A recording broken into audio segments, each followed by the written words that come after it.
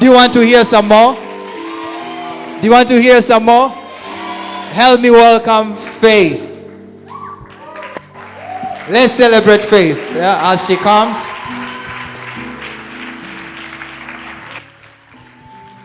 Karibu sana Faith. Asante. Naomba ujitambulishe, nataka kukufahamu.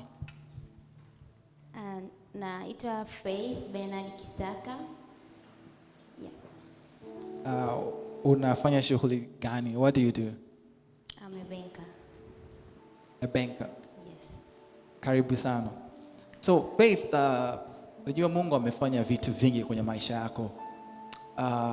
But leo there's something very specific ambacho nataka kushare na watu ambacho Mungu amefanya kwenye maisha yako. Yes. Okay.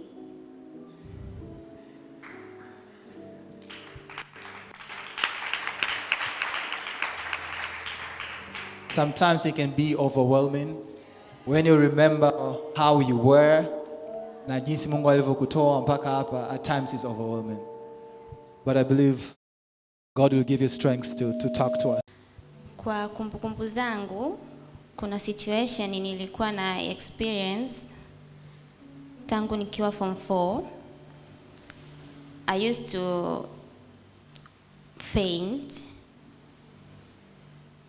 Ninaweza nikaa tu nimesimama hivi then naona giza and anguka. But as I started observing maybe what might be the problem, then I came to realize nikisimama muda mrefu ndio hiyo situation inanipata. So nika conclude mwenyewe kwamba nikisimama muda mrefu hiyo hali inanipata. So what I was doing is for me to avoid standing for a long time.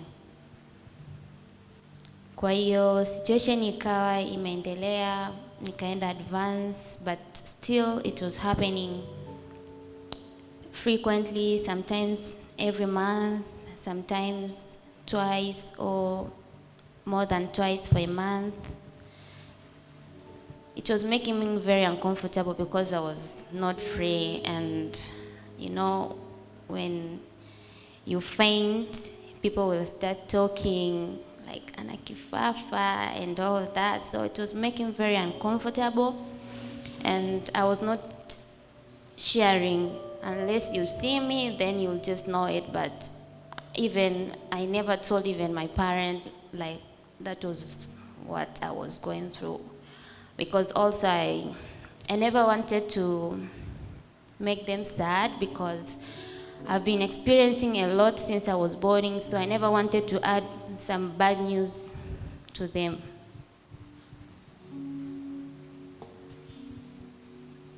So this situation, what was the worst experience that you had when you fell? What was the worst situation that you can remember? Ilikuwa ni mwaka 2012, nilikuwa kanisani, then nikaa nimesimama kwa muda mrefu, then nikaanguka. Unfortunately nilianguka like this. So ulianguka kwenda mbele? Exactly, kwenye sakafu. Kwa hiyo nikakatika jino la mbele, likawa limenichoma kwenye mdomo. So I started bleeding there. Kwa hiyo that day sijawahi kwenda hospitali tangu nimeanza ku experience that situation, but that day I decided to go to hospital, not because of me always falling or fainting, but because of my teeth.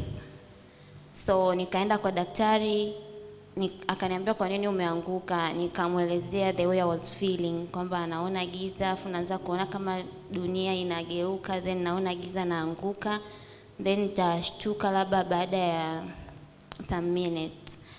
Akaniambia sawa, lakini you have to do check up. Tutakutibu jino lako, but you have to do check up. Then I said yes. Akaniandikia vipimo cha moyo na kipimo kingine kinaitwa EEG. Doctor, tusaidie hapo. Hiyo ni kwa nini doctor aliprescribe au alimwambia ende kufanya hizo checks? So the symptoms that she presented with, we call it loss of awareness or loss of consciousness. So such a symptom can be caused by problems with the heart, and also it can be caused by problems with the brain. So the doctor, by suggesting these two investigations, was just to rule out what could be the possible causes. So the EEG she's talking about, it's what we call electroencephalogram, which it analyzes the pattern of the brain activities. So there's a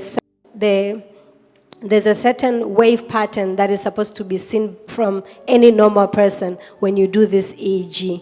But with a person with abnormal electrical activities of the brain, then you see an abnormal pattern. And from there, we can make a diagnosis. So, Faith, when the doctor told you to do this, did you do that? Did you go through those tests? Yes, I went through those tests. Majibu ya kipimo cha moyo, everything was okay and normal. Then yalipokuja majibu ya EEG kaonekana kuna tatizo. Majibu yalikuja kwamba nilikuwa nina seizure disorder. Yeah. Doctor, what does that mean? Seizure disorder. So a seizure disorder mainly refers to an abnormal brain activity that can cause a variety of symptoms. But with epileptogenic seizures, these are seizures that happens more than 2 times.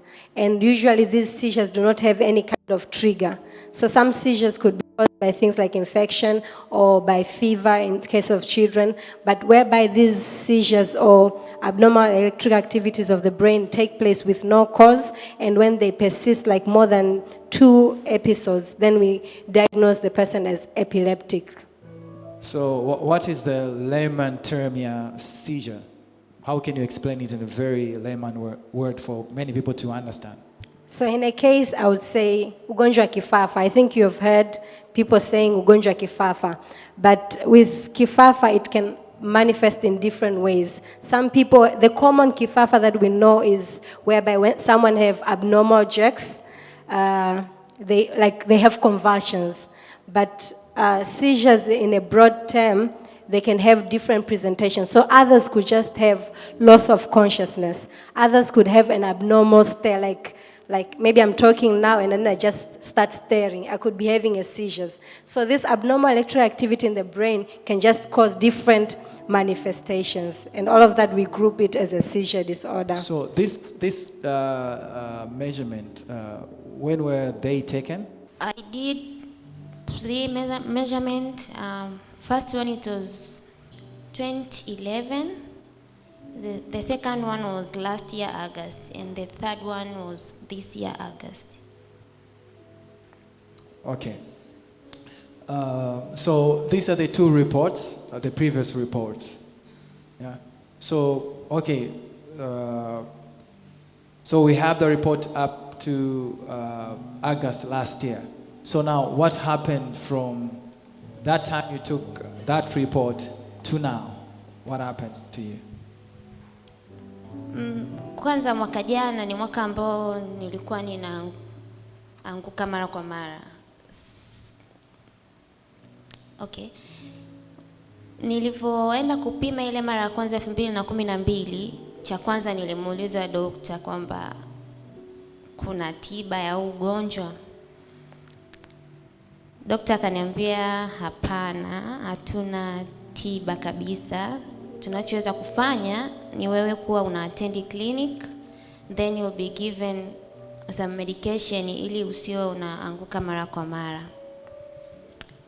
I felt bad, then nikamwambia sawa nitarudi, lakini I just made up my mind kwamba siwezi kwa sababu nitakuwa natumia dawa muda mrefu sana na I've been using a lot of medication since I was born, so I never wanted to add dawa tena zingine za muda mrefu. So I said no, I'm going to believe God that He is going to heal me.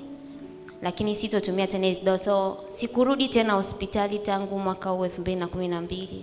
Japo nilikuwa naendelea ku experience hizo symptoms, lakini ni naomba na declare. I used to declare kama dozi asubuhi, mchana, jioni, but still situation was there.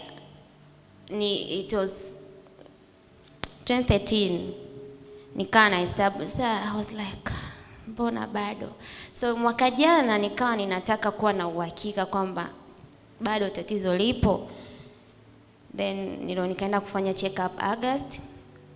Nilivyoenda kufanya check up August, actually daktari ni huyo, kwa hiyo alinimark, akaniuliza unatumia dawa? Nikamwambia hapana, situmii. Akanigombeza sana, kwa nini hautumii dawa? Lakini sikumwambia chochote kwamba I'm believing God. Nikanyamaza tu, nikamwambia sawa nitatumia. Kwa hiyo alivyonipima akanipa majibu, akaniambia rudi kwa daktari. Sikurudi tena kwa daktari sababu majibu tayari ninayo, and majibu yanaonyesha sana ya kwanza. So nikaenda nikachukua bima and I left. But I was so disappointed like God since 2012. Ni kwamba imani yangu ndogo au what is this? And I was so disappointed. I cried and it's like kama nasusa fulani. And by that time hakuna mtu aliyekuwa anafahamu, even marafiki zangu wa karibu walikuwa hawafahamu, because I never wanted to share this because people will start judging you and all that. So it was all so I was suffering a lot. Yeah, and people of God, naweza tu Tanzania, it's something very simple, just to fail, kuanguka. But imagine upo barabarani, you are driving and you have this situation. Upo, you are in your kitchen, maybe you are alone at home, cooking, using gas stove. Somehow uka fail. Yeah, maybe you've gone out by the beach, ukaanguka.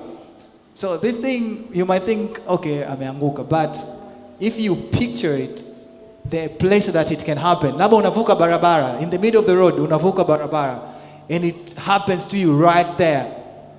What could happen to your life?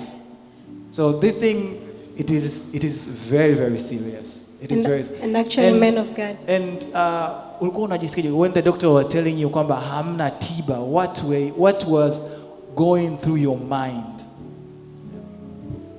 I cried a lot. Nililia sana because it was my third time to receive a report from doctor that I have something that has no cure.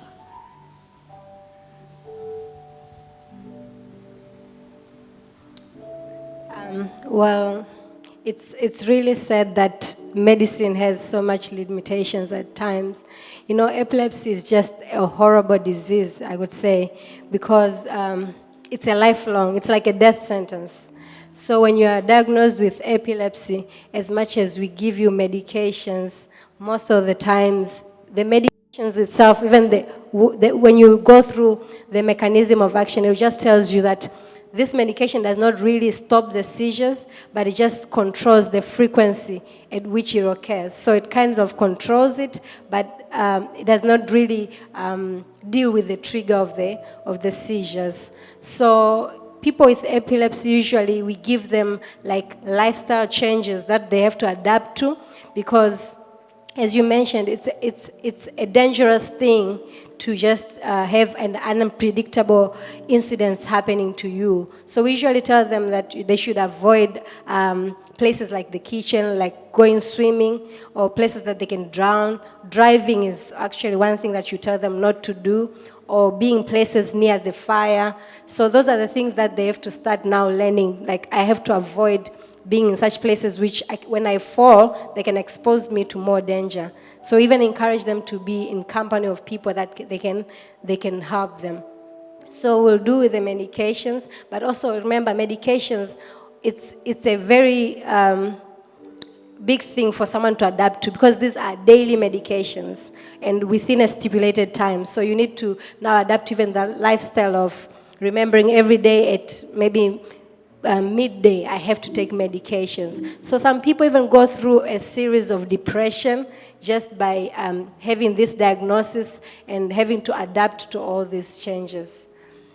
So it's really challenging. And when you hear such a testimony, someone just says losing of consciousness, when you think of the medical impact, some people even end up having brain damage or even memory problems. So it comes with complications. It can be the complications of the disease itself, or it can even be complications of the medication that we asked you to take.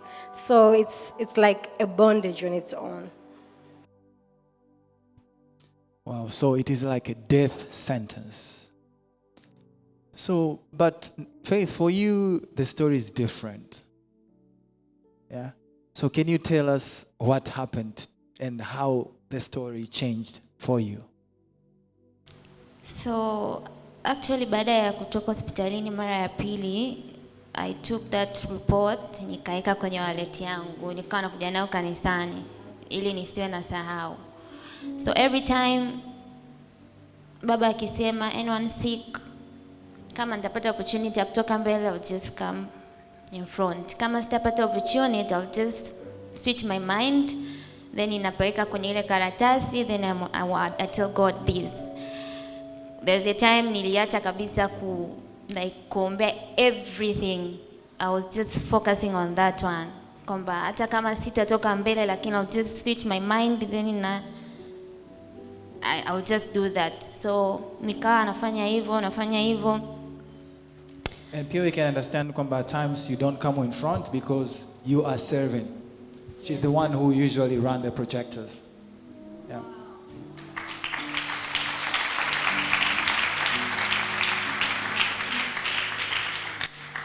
Yes, so it is like that, but sometimes nikawa bado naendelea experience the symptoms. And mwaka huu ilifika sehemu ikawa ni critical kwa sababu nilikuwa napoteza kumbukumbu sana. Like I have to tell someone, remind me kitu fulani, kwa sababu nisipoomba mtu anikumbushe, I'll just forget. Now it was very risky kwenye kazi yangu because I made a lot of mistakes, a lot. Sometimes I would just credit clients twice. I would just forget to withdraw the check, so it was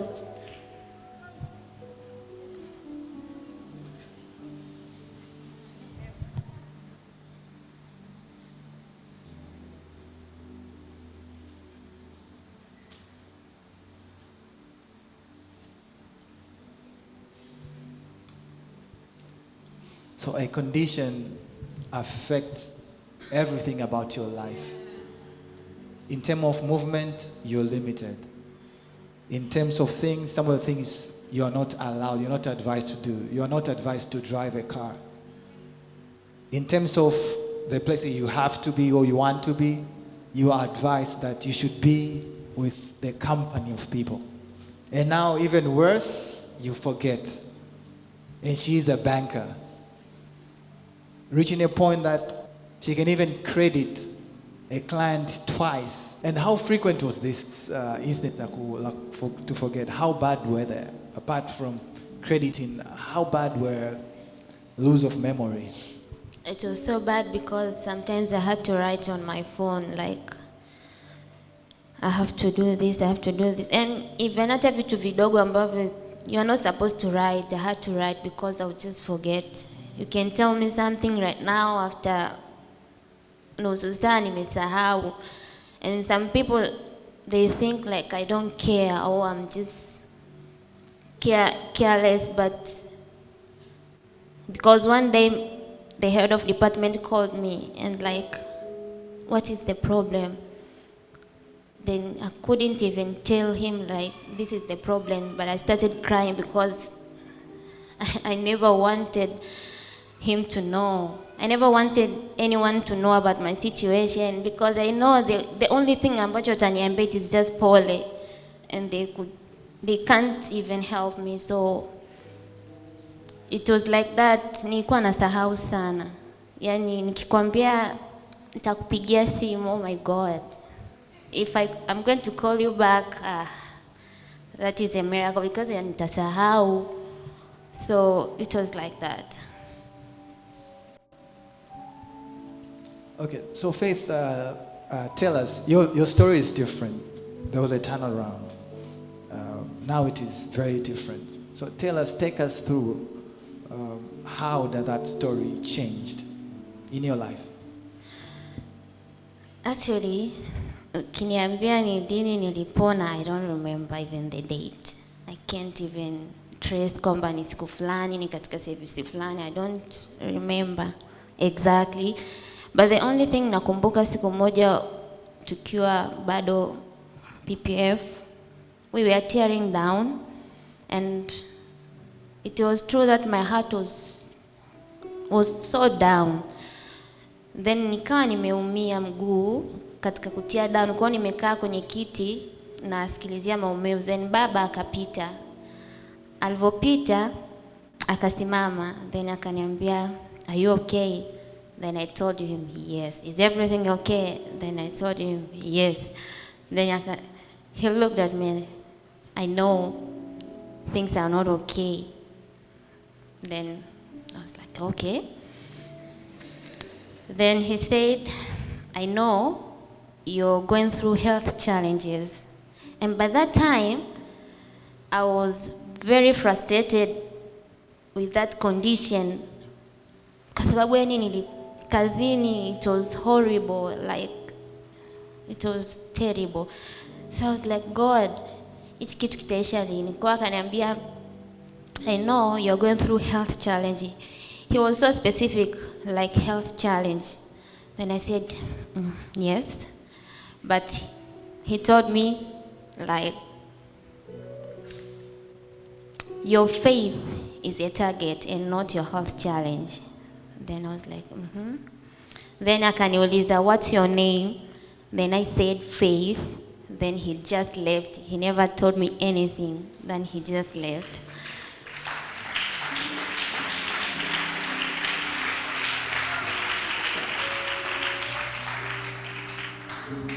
So Faith, later you went back and did another test. Tuambie, when was it and what was the outcome of those tests? Nilienda tena kufanya testi mwaka huu. It was August. Lakini kilichonifanya nikafanya testi, I just wanted to know kwamba yatatokea majibu tofauti au yatakuwa ni yale yale, labda niongeze kitu fulani au nimekuwa mzembe, you know. So nikaenda kufanya testi. Nilipoenda kufanya testi, daktari nilikuwa nimesuka nywele. Baada akaniambia ndo nimetoka kusuka nywele jana yake. So daktari akasema it's either ufumue hizo nywele au subiri zichakae ufumue ndo uje. So I was like, no. Kaambia nitakuja after 2 weeks. So I came back after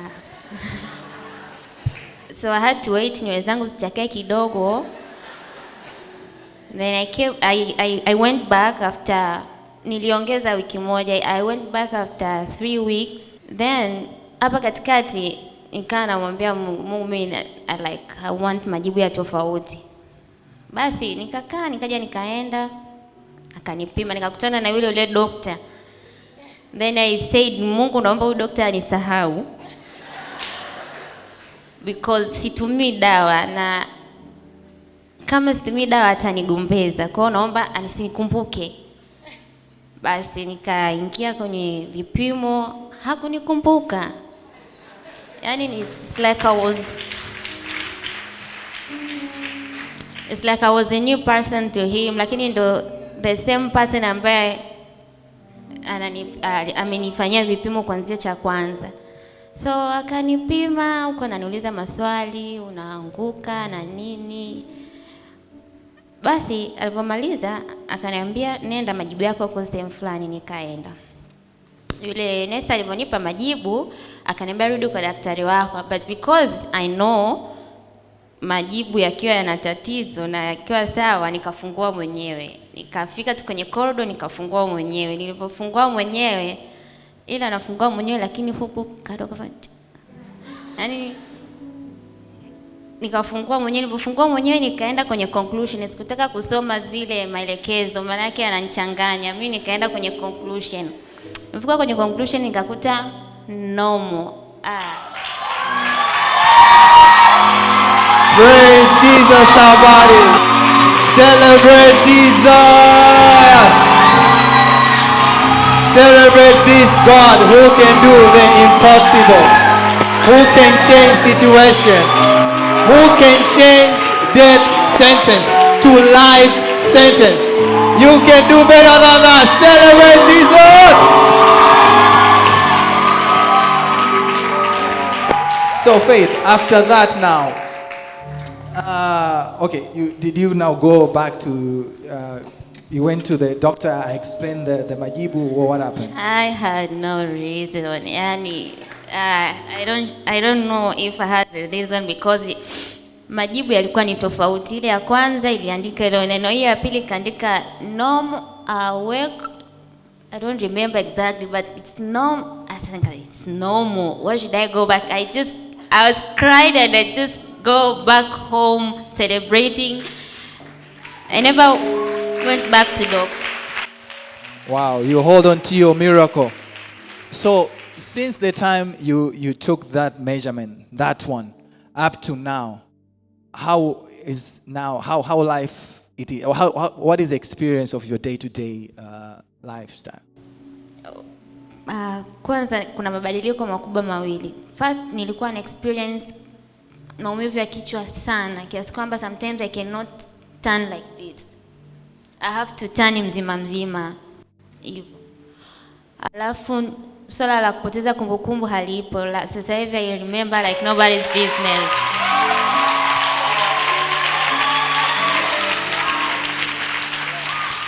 So hayo ndo mabadiliko makubwa sana ambayo na experience sasa hivi, and sija fall tena, sijaanguka, sijafanya chochote. I'm just good.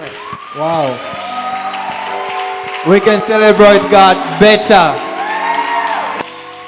This God, we serve an amazing God.